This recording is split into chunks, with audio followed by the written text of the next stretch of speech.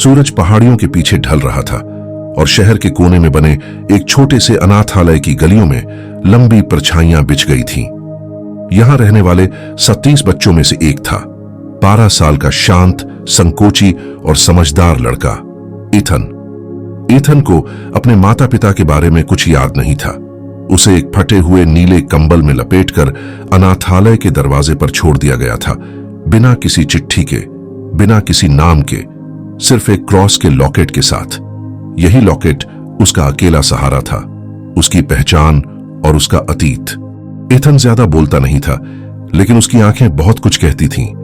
वह अपने छोटे साथियों की मदद करता, खिलौने ठीक करता, फर्श साफ करता, जैसे कि वह उम्र से कहीं बड़ा हो। लेकिन हर रात वह आकाश की ओर देखकर एक ही सवाल मन में दोहराता, क्या कोई मुझे देखता है? अनाथालय की अधीक्षिका मिस क्लारा ईथन के लिए मां जैसी थीं।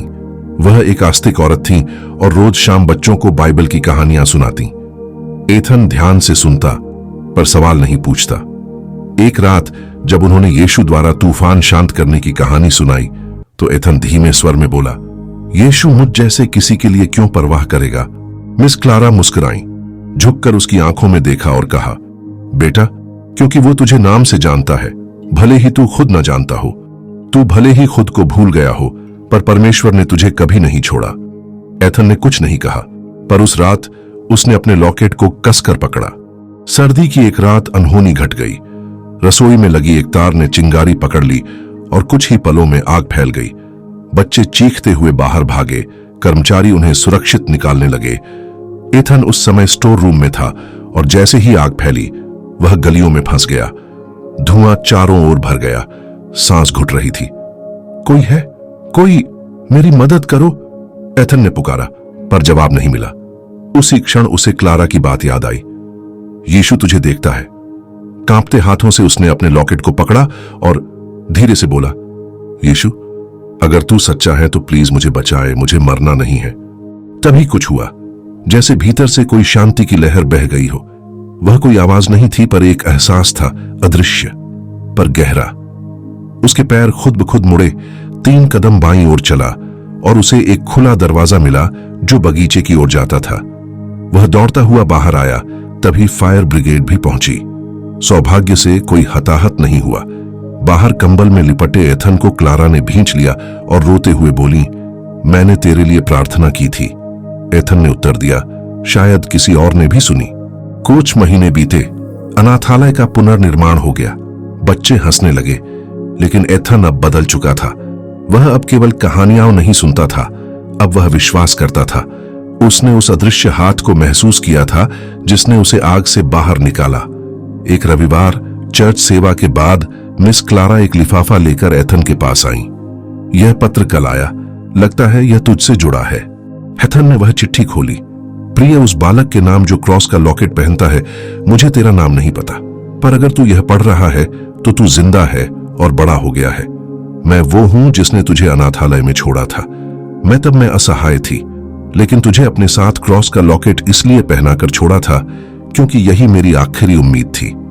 मैंने उस दिन तेरे लिए प्रार्थना की थी और आज भी करती हूं। अगर कभी तूने सोचा कि तुझे छोड़ दिया गया, तो जान ले, तू त्यागा नहीं गया, तू परमेश्वर को सौंपा गया था। एक मां जो कभी तुझे भूल नहीं सकी। ईथन की आंखों से आंसू बह निकले।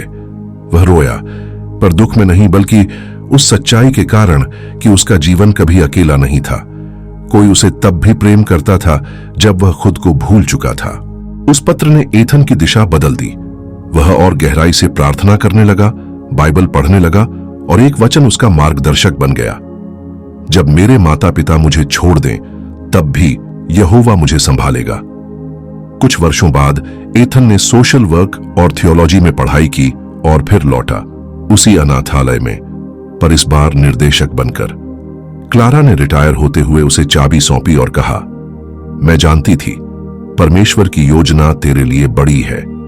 अब वह बच्चों के लिए सिर्फ एक संरक्षक नहीं था, वह एक गवाह था उस अदृश्य हाथ का जो अंधकार से जीवन में ले आया था। एक वसंत की दोपहर एक महिला अनाथालय आई। वह कांप रही थी, हाथ में एक पुरानी तस्वीर थी, एक शिशु नीले कंबल में लिपटा हुआ। ईथन ने उसे स्वागत किया। उसने डरते हुए कहा, शायद तुम मेरे बेटे हो। एथन ने लॉकेट को पकड़ा, आंखों में देखकर मुस्कुराया। मुझे लगता है मैं तुम्हारा इंतजार कर रहा था। वे गले मिले। एक टूटे अतीत की मरम्मत उसी अदृश्य हाथ ने कर दी जिसने हमेशा सब कुछ देखा। यह कहानी केवल बचने की नहीं, विश्वास की है। एथन ने जाना कि अकेलेपन में भी परमेश्वर साथ होता है। जब कोई नहीं देखता तब भी परमेश्वर देखता है, और जब हर दरवाजा बंद हो तब भी उसका अदृश्य हाथ रास्ता दिखाता है। जब जीवन में सब रास्ते बंद नजर आते हैं, जब हमें लगता है कि कोई हमारी परवाह नहीं करता, तब भी परमेश्वर हमें देख रहा होता है। यह कहानी हमें याद दिलाती है, एक, हम कभी अकेले नहीं होते। एथन ने अपने जीवन में कई बार अकेलापन महसूस किया।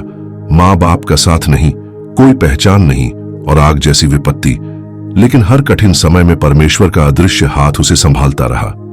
संदेश, चाहे हालात जैसे भी हों, ईश्वर हमारे साथ है। 2, छोड़ा नहीं गया, सौंपा गया। जब एथन को उसकी मां ने छोड़ा तो वह त्याग नहीं था, वह विश्वास था।